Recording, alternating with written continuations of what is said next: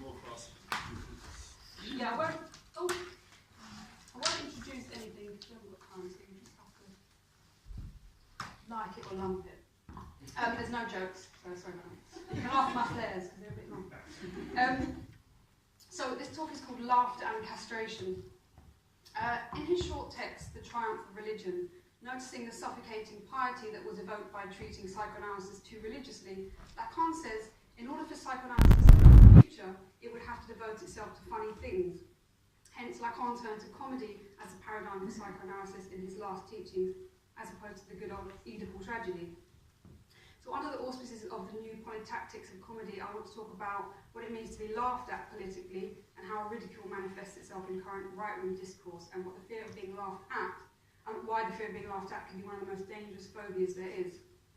In Seminar 5, Formations of the Unconscious, Lacan states, comedy comes to us in 1,000 varied remarks. Comedy is not the comical. If we want to give a correct theory of comedy, we have to begin with the fact that, at least for a time, comedy was produced for the community, insofar as the latter represents a group of men, that is, it constitutes the existence of a man as such. Comedy was what it seems to have been at a time when the representation of the relationship between man and woman was the object of a spectacle with a ceremonial value. And Lorenzo Chiesa brilliantly reads this passage along with Genet's balcony to show the perverse dialectics of enjoyment that comedy exemplifies.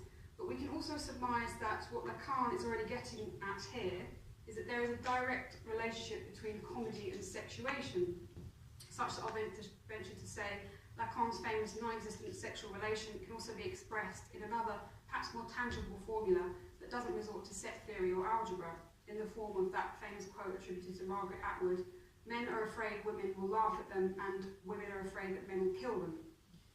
As brutal as this sounds, we can also quite easily apply this disjunctive relation to the discursive landscape characterising the opposite poles of the political spectrum and how they seem to be representing themselves through digital mass media. In Seminar 17, Lacan will formalise his 4 discourses, Masters, Hysterics, University and Analyse, and articulate his prescient ideas about the blossoming relationship between science and capitalism. For this he invented 2 new terms, the lathus and the Aleppo Sphere. The Aleppo Sphere in contemporary times would refer to this realm of individualised and formalised truth-making that we all each plug into the digitally mediated social sphere, wherein, despite our connectivity, we are all profoundly alone. The lathus is this strange object that, to paraphrase Lacan, not quite being, not quite the other, but is to be found in the guise of ever-proliferating objects A, which sustain the self-contained bubble of enjoyment. They might be material, technological, or conceptual in nature. Lacan's suspicion was that with these new developments, it heralded something far less revolutionary than the spirit of the times hoped for. In this vein, Lacan will go on to formulate his capitalist discourse, which short-circuits the social bonds altogether and puts the subject directly in contact with its object. In light of the '68 student protest, Lacan famously said to the protesters, "What you aspire to as revolutionaries is a master, you'll get one." Lacan didn't live to see the invention of social media, but he wouldn't have been surprised by what the Aleppo Sphere of pure unmediated enjoyment would produce. And we're certainly seeing the tragic culmination of this in today's rising alt and far right, which besides its bedrock of hatred for non-whites, women and gender non-conforming people, thrives on calling out anyone who is reluctant to join their orgy of free speech, or radical honesty as it's now also being called. This is manifest in the now infamous charge of snowflake culture, which on the one hand attempts to delegitimize the voices of oppressed people, but also humiliate those who are supposedly attempting to virtue signal on the back of their struggle, i.e. men who are feminists, white people who are anti-racist, so on. For this reason, snowflake is an appealing insult to so many different factions along the political spectrum because it strikes a chord both with fascists and with certain left liberals, which we're seeing much more of disturbing evidence recently. Of course, the very worst thing you can be, according to the alt-right, is a cuck. And a cuck derives from the word cuckold, i.e. a man whose wife is cheating on him. The term cuck is now, in fact, the name of a genre of porn, in which a man watches his wife have sex with another, usually black man, and the implications are clear what it means to be called a cuck. You're a white man who has let power slip away from you and allowed women and non-whites to get the better of you. You're castrated and laughable. As we're all too familiar, the alt-right rhetoric to be found in prominent YouTubers such as Nate Talks to You revolves around a conviction in their position as the rightful bearers of power, thanks to their inherent rationality. This is always opposed to the screaming tantrums of the social justice warriors, those petty bad losers who can't accept their defeat by a historically and scientifically proven group of humans, superior group of humans, sorry. These YouTubers contrast their calm and condescending voice with the spluttering outbursts of an SJW who is generally shown marching around outraged and ill-informed at the latest assault to their dignity, supposedly. Although the SJWs are always portrayed as making overtly dramatic claims of abuse, the underlying message of their critics calls to mind the famous Catch-22 quote, "Just because you're paranoid doesn't mean we're not out to get you." In other words, you are in fact at risk of death, even though you had no right to assume that. This nasty reality is revealed by various threatening memes, cartoonish caricatures, and a whole glossary of humorous terms which belie the alt-right's deep and murderous disgust and fear for the non-white and non-alpha male. Most of their comedy, needless to say, revolves around laughing at women who they deem overweight or unattractive, and of course standard racist and xenophobic caricatures. The disturbing logic is they will have all the fun because they will not be the ones laughed at. So to be afraid of being laughed at and to be afraid of being killed are not just the phantasmatic positions of masculinity and femininity, but arguably also the polar opposite positions on the political spectrum. Ironically, it is a fear of being laughed at which is the most lethal, as humanist fascists have proven time and time again. And this is nothing people don't already know about right-wing insecurities and its relationship to toxic masculinity, but perhaps it's useful to think about the precise character of the forms of enjoyment inherent in this dynamic in terms of Lacan's classic division between hysteria and obsessional neurosis and their alignment with stereotypically masculine and feminine positions. The hysteric subject, who is usually aligned to the feminine position, is in fact the revolutionary subject. Revolutionary insofar as it is only in the questioning of the master's knowledge that regimes of power may be dislodged. Unfortunately, because the hysteric relies on the knowledge of the master to keep the revolutionary momentum going, they often only ever keep repeating the same gesture of dependence on the dominant structures. This is arguably why feminism has so many faces and yet so many detractors even from within its ranks. The hysteric subjects ask the question, am I a man or a woman? And requires the master to designate himself as man in order for the question to be satisfied, or at least rejected. The obsessional hypermasculine subject, on the other hand, asks, am I dead or alive? And initiates an existential battle with himself to the death to prove it either way.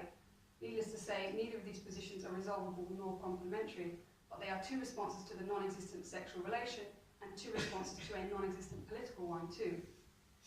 But why are these default positions necessarily related to men and women? Here we can very briefly revisit the logic of the all and the not all on Lacan's brass sexuation. The masculine position corresponds to the all of exception and inclusion. To be on the masculine side, you are characterized by belonging to a closed group which is constituted by an exception in the form of the mythical, totemic and all-enjoying father, in Freudian terms. For the masculine sex, all except one are castrated. The feminine non-white contrast is an open set which doesn't require a boundary to define itself. There is not one that is not castrated. For this reason, masculinity is, formally speaking, strictly a limit to forms of enjoyment, and femininity an unbounded mode of enjoyment. Not because women are not subject to castration, but because the function of non-castration does not determine their enjoyment. This is why, in a Lacanian version of Simone de Beauvoir's famous catchphrase, we could say, one is not born a man, but one has to choose to become a man. Hence the cultural injunction, be a man, contains within it a demand for a certain renunciation of pleasure and a limitation of subjective possibilities. The female laughter feared by the man, then, is so deadly precisely because it undermines his fragile position as predicated on possession of the phallus, which the woman knows he doesn't really have. She recognises the phallic function as a veil covering over a void of nothingness, which he deludes himself he is not, and which she knows she is. And for her part, fears that he is prepared to kill her to prove he actually does exist. Perhaps this would explain the myth which so many insecure men comfort themselves with, that women aren't funny. God forbid we would be laughing at them. We usually are. So, what has contemporary psychoanalysis got to say about the possible ways out of this humorless deadlock into today's political sphere? How can we deal with the impossible sexual relation in ways that make the fear of being laughed at less of a deadly disease? What does Lacan have to add on the political uses of laughter? Notoriously, it's Seminar 5 where Lacan pays the most sustained attention to the function of laughter in his analysis of Freudian structures of wit. But it's in television, when he's in his last years of teaching, where Lacan contemplates specifically the links between laughter and capitalism. This is embodied in the figure of the saint, as someone who enjoys, but at the same time fulfills the role of the refuse of jouissance.